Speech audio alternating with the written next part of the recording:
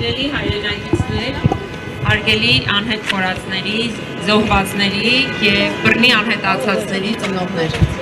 Ես ուզում եմ ձեզ տեղեկացնել, որ ցավոք սրտի, մենք ուզում էինք լիներ լավ, ստացվեց ինչպես միշտ։ Մենք դիմեցինք քաղաքակիրթ քննարկում իրականացնելու ազգային ժողովի շենքում, նիստերի դահլիճում,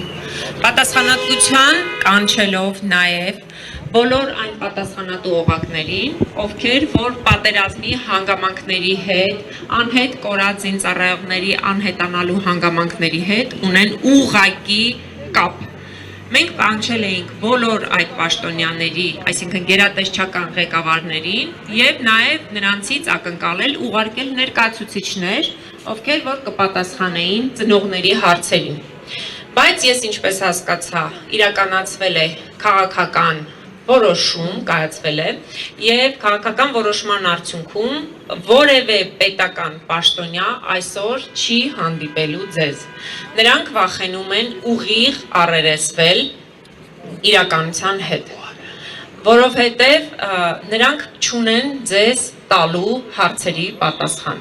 6 տարի շարունակ դուք հանդիպել եք իշխանության տարբեր օղակների հետ եւ 6 տարի շարունակ փակ դռների ետևում ձեզ փոխանցել են տարբեր տեղեկություններ, թե սպասեք, հեսա ձեր երեխաների հարցը կլուծենք, շատ մի խոսեք, որ խնդիրներ չառաջանան, ավել բաներ չասեք, չբարձրաձայնեք, որ երեխաներին կարողանանք հետ բերել, ու այսպես խաբելով 6 տարի ձեզ տարել բերել են փակ դռների ետևում քննարկում են արել։ Մի անգամ, երբ որ դուք հրապարակային կանգնեցիք ու ասեցիք մենք գալու ենք ազգային ժողով եւ ուզում ենք լսել հարցերի պատասխանները շատ ուղիղ,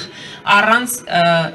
փակ դռների ետևում, ուղիղ եթերում, արդեն իշխանությունը խուսափեց եւ որևէ պատասխանատու ներկայացուցիչ չուղարկեց ձեզ հետ հանդիպման։ Սա արդեն պատասխան է նրանց գործողությունների։ Այդ դահլիճի տրամադրելը մեծը չենք տալիս, փոքրն ենք տալիս, եկեք իրար կողք կողքի նստեք, տեղավորվեք եւ այլն, այս ամեն ինչը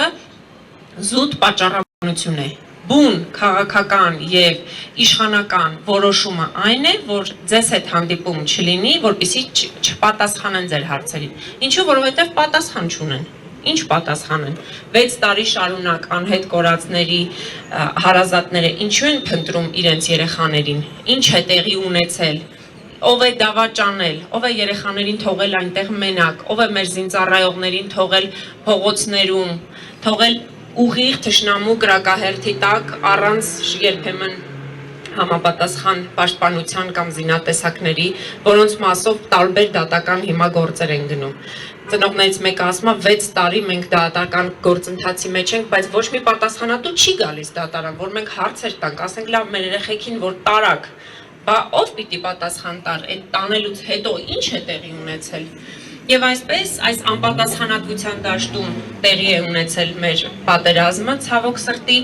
ապիկար իշխանությունները վարել են պատերազմ, որը ունեցավ մեր համար անդառնալի հետևանքներ եւ հիմա դրանց հետևանքները նաեւ թաքցվեցին հանրությունից եւ ի սկզբանե պարզ էր թե ինչ էր լինելու այդ հանձնաժողովի զեկույցի բովանդակությունը, որովհետեւ իշխանությունը ինքը իրեն չի կարող կարգել մեղավոր։ Հետևաբար ես ուզում եմ ձեզ ասել, որ ցավոք սրտի այսօրվա քննարկումը տապալվեց իշխանության ձեռամբ, բայց այստեղ է նաեւ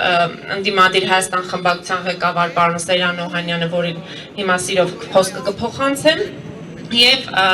մենք նորից կրկնվեմ, ուզում ենք լավ լիներ, ստացվեց ինչպես միշտ։ Մեր լսումները կանցկացնենք այստեղ, հրապարակավ, թող բոլորը լսեն, հասկանան, թե ինչպես է իշխանությունը խուսափում իր հայրենիքի համար կյանք տված, իր հայրենիքի համար անհետ կորած զինծառայողների ծնողներից, ինչպես են փախնում, ինչպես են վախենում։ Եվ ընդ որում մի բան էլ ավելացնեմ, ես շատ տարակուսելի է, որ ու շատ մտահոգիչ, որ այստեղ ներկա չէ մարդու իրավունքների պաշտպանի գրասենյակից որևէ ներկայացուցիչ։ Գոնե իրենք գային ու պատասխան լսեին եւ նաեւ իրավիճակը գնահատեին, որպեսզի հասկանանք վերջը մարդու իրավունքների պաշտպանը ոչ Հայաստանում է կարողանում մեր իրավունքները պաշտպանել, ոչ Բաքվի բանտերում կարողանում է պաշտպանել հայաստանցիների իրավունքները, բայց կառույցը ինչու է ֆինանսավորվում պետբյուջեի կողմից ընդհանրապես։